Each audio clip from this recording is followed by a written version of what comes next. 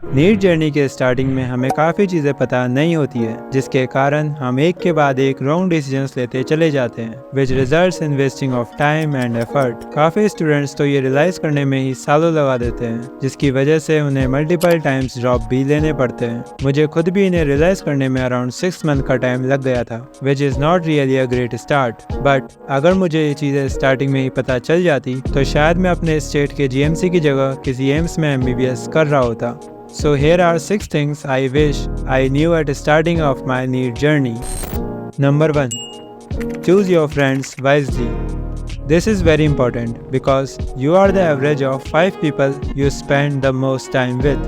So अगर तुम्हें starting में ही ऐसे फ्रेंड्स मिल जाते हैं जो स्टडीज़ में अच्छे हो और जिनके नीट क्रैक करने के चांसेस हाई हो, तो ट्रस्ट मी, तुम्हारे भी नीट क्रैक करने के चांसेस ऑटोमेटिकली हाई हो जाते हैं। ऑल्सो हमारे डाउट सॉल्व करने के लिए टीचर्स हमेशा अवेलेबल नहीं होते और कई बार तो स्टूडेंट्स डाउट पूछने में भी हेजिटेट करते हैं। सो अगर इस कंडीशन में तुम एक दूसरे की हेल्प कर दोगे तो तुम्हारी नीट जर्नी काफ़ी हद तक आसान हो जाएगी। Number 2. Make best use of social media. As there are many applications in market, I will suggest you to delete all the applications which have short videos or reels features except YouTube. YouTube में तुम short videos feature को of करके इसे study purposes के लिए easily use कर सकते हो। बाकी applications like Telegram and WhatsApp are best, where you can find study groups जहां स्टूडेंट्स एक दूसरे के डाउट सॉल्व करते हैं और कॉम्पिटिटिव एनवायरनमेंट होने के कारण तुम ग्रो भी अच्छा करते हो। Also here you get lots of study material and notes जो तुम्हें फर्दर हेल्प करते हैं। इफ़ यू वांट तो मैं टेलीग्राम पर एक स्टडी ग्रुप बना दूंगा, so do let me know in comments. Number 3. Limit your study material. NEET exam में तुम्हें मोस्टली क्वेश्चंस NCERT बेस्ड ही मिलने वाले, so you don't have to read extra material other than NCERT। But starting में जोश high होने के कारण कई स्टूडेंट्स शुरुआत के चैप्टर्स को in depth with different books से पढ़ने लगते हैं। इवन कई स्टूडेंट्स तो गूगल करके भी एक्स्ट्रा चीज़ें NCERT में ऐड करने लगते हैं, which is not relevant for NEET at all. So तुम्हें स्टार्टिंग से ही सिर्फ उतना ही पढ़ना है जितना NCERT में गिवन है। एक्स्ट्रा चीज़ें पढ़ने से बेटर है तुम सिलेबस जल्दी कंप्लीट करके उसे मल्टीपल टाइम्स रिवाइज कर लो। This will give you confidence as well as तुम नीट में भी हाई स्कोर अचीव कर पाओगे। सो एक्स्ट्रा चीज़ें पढ़ने की गलती मत करना।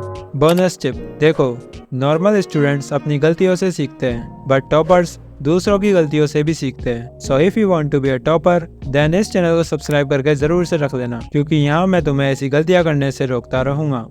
Number 4. Cramming up versus understanding. 10th के बाद हम साइंस इसलिए लेते हैं क्योंकि हमें ये मोस्ट लॉजिकल सब्जेक्ट लगता है। सो वी मेक श्योर कि हम NCERT को अच्छे से अंडरस्टैंड करें instead of mugging up facts. But at the end ये भी ट्रू है कि लेस टाइम में MCQ सॉल्व करने के लिए हमें सारी चीज़ें रटी हुई होनी चाहिए। बट यहाँ ये दोनों ही बातें कॉन्ट्राडिक्ट कर रही है। सो द सॉल्यूशन इज कि पहले तुम चीज़ों को अंडरस्टैंड करो और जो चीज़ें तुम भूल जाते हो उनको बार बार रिवाइज करो। यह अंडरस्टैंडिंग तुम्हारे रटे हुए फैक्ट्स का कनेक्शन बिल्ड करने में हेल्प करेगी ताकि लॉन्ग टाइम तक तुम वो नॉलेज अपने ब्रेन में रिटेन कर सको। So make sure to balance both of these things throughout your NEET journey. Number 5. Application of theoretical knowledge is must. जब तक तुम किसी टॉपिक को पढ़कर उस पर बेस्ड क्वेश्चंस नहीं कर लेते तब तक तुम्हें उस टॉपिक पर कमांड नहीं आएगा। एग्जामिनर्स कई बार सेम क्वेश्चन को डिफरेंट तरीके से पूछकर स्टूडेंट्स को कंफ्यूज करने की कोशिश करते हैं और इसमें जिन स्टूडेंट्स की MCQ प्रैक्टिस अच्छी होती है वो एग्जाम में उन क्वेश्चंस को भी इजीली हैंडल कर लेते हैं। So practicing lots of question is very important and for this I will recommend you to solve PYQs and a good study material. मैंने अपने टेलीग्राम चैनल पर ऑलरेडी कुछ अच्छी बुक्स की PDF अपलोड कर रखी है जिसे तुम क्वेश्चन प्रैक्टिस के लिए यूज कर सकते हो, तो जाकर जरूर से डाउनलोड कर लेना, link in description.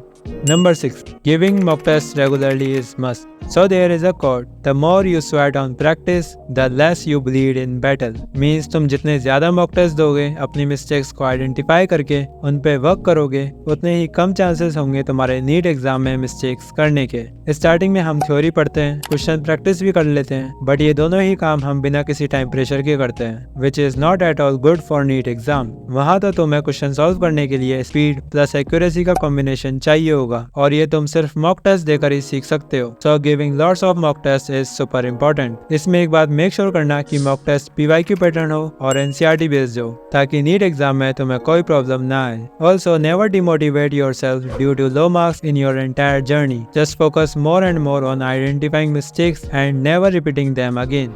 Alright, so these are all the things जो तुम्हें अपनी नीट जर्नी को एक ग्रेट स्टार्ट देने में हेल्प करेगी। ऑल्सो टॉपर्स लॉन्ग टाइम तक फुल फोकस के साथ पढ़ लेते हैं, बट नॉर्मल स्टूडेंट्स को तो थोड़ा पढ़ने के बाद ही नींद आने लगती है, which is need to be fixed. So इसके लिए तुम स्क्रीन पर क्लिक करके ये वीडियो देख सकते हो। मिलता हूँ आपको वहीं, गुड बाय।